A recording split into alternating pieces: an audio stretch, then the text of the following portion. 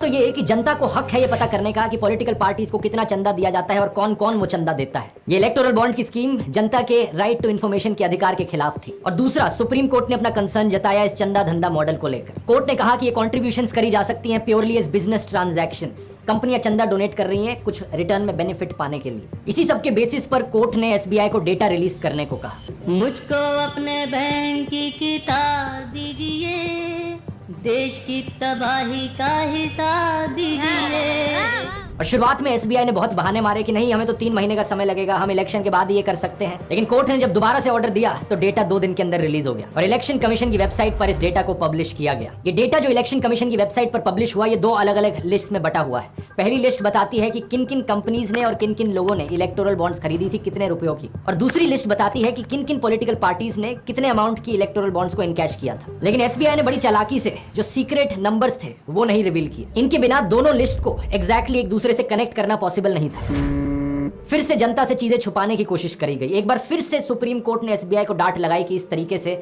Selective होकर data नहीं publish कर सकते। फिर इन्हें कहा गया कि 21 मार्च तक सारा डेटा पब्लिश करना है। अब बाकी जो पॉलिटिकल पार्टीज थी देश में, उन सबको अपने अपने डोनर्स की लिस्ट तो पता थी। उन्हें पता था कि उन्हें जो डोनेशन मिली है वो किसने करी है। तो 10 पॉलिटिकल पार्टीज ने तो खुद ही से ही अपनी लिस्ट पब्लिक के सामने रख दी कि हम अपना डेटा पब्लिकली रिवील करते हैं, एसबीआई करे ना करे। ये पार्टीज हैं समाजवादी पार्टी, आम आदमी party, national Congress party, JDU, JDS, DMK, ADMK, JKNC, Goa की एक पार्टी एमजीपी और एसडीएफ सिक्किम की। इनके भी ऊपर मैं कहूंगा 4 पॉलिटिकल पार्टीज हैं जिन्होंने इलेक्टोरल बॉन्ड्स कभी एक्सेप्ट करी ही नहीं as a matter of principle. यह है CPI, CPIM, All India Forward Bloc और सीपीआईएमएल। इन पार्टीज को किसी और मुद्दे पर जरूर क्रिटिसाइज किया जा सकता है, लेकिन इस मुद्दे पर इनका जो स्टैंड है वो तारीफ के लायक है। और बाकी जो सारी पॉलिटिकल पार्टीज हैं जिन्होंने इलेक्टोरल बॉन्ड्स को एक्सेप्ट किया, उनके लीडर्स का यही कहना है कि हमने इन्हें इसलिए एक्सेप्ट किया क्योंकि हमने सोचा ये स्कीम आई है तो इसे इस्तेमाल कर ही लेते हैं, ये सोचकर कि हमारे डोनर्स को कोई समस्या नहीं होगी। वैसे भी सिर्फ चंदा लेने का मतलब ये तो है नहीं कि ये स्कैम है।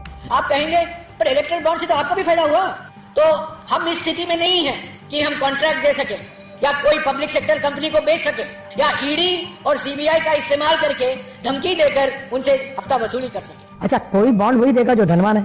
धनवान वही है कि जो कॉन्ट्रैक्टर होगा, ट्रेड बिजनेस इंडस्ट्री में बड़ा होगा, वही दाम दे सकता है। तो थ्योरी तो आपने बहुत समझ ली दोस्तों, अब प्रैक्टिकल पर आते हैं। असली घोटालों की बात करते हैं। इन सभी घोटालों में 3 एंटिटीज इन्वॉल्व है। पहला, पॉलिटिकल पार्टी जो सत्ता में है, ये बीजेपी हो सकती है सेंट्रल गवर्नमेंट में या कोई भी और पार्टी जिनकी स्टेट गवर्नमेंट है। दूसरा, बड़ी बड़ी कंपनियां जिन्होंने चंदा डोनेट किया है इलेक्टोरल बॉन्ड के जरिए। और तीसरा, आम जनता यानी पब्लिक। इन तीनों के नीचे एक बक्सा रख देते हैं। पॉलिटिकल पार्टी के नीचे जो बक्सा रखा है वो चंदे का डिब्बा है, कंपनी के नीचे जो डब्बा है वो कंपनी के पैसे का डब्बा है, और तीसरा, पब्लिक के नीचे जो डब्बा है वो सरकारी पैसे यानी जनता के पैसे का डब्बा है। अब सोचो, अगर सरकार जनता के डब्बे से पैसे निकालकर कंपनी के डब्बे में डाल दे और रिटर्न में कंपनी अपने डब्बे से पैसे निकालकर पार्टी के डब्बे में डाल दे इलेक्टोरल बॉन्ड्स के जरिए, क्या आप इसे एक स्कैम कहोगे या नहीं कहोगे? ऑब्वियसली एक घोटाला है। लेकिन ये जो इलेक्टोरल बॉन्ड का घोटालों का भंडार है, यहाँ पर गरीब लोगों से, आम जनता से पैसे लूटे जा रहे हैं और अमीरों को दिए जा रहे हैं। ये एग्जैक्टली कैसे किया जा रहा है 3 ठोस एग्जाम्पल से समझते हैं। पहला है टैक्स इवेजन, जो कंपनियां टैक्स पे नहीं करती ढंग से। टैक्स ना पे करने का मतलब है कि हमारे जनता के बक्से में पैसा नहीं आ रहा है। इसका मतलब सरकारी एम्प्लॉयज को अपनी सैलरीज टाइम पर नहीं मिलेंगी, सरकारी जॉब्स में रिक्रूटमेंट नहीं होगी, स्कूल हॉस्पिटल्स की कंडीशंस इंप्रूव नहीं करी जा सकेंगी, क्योंकि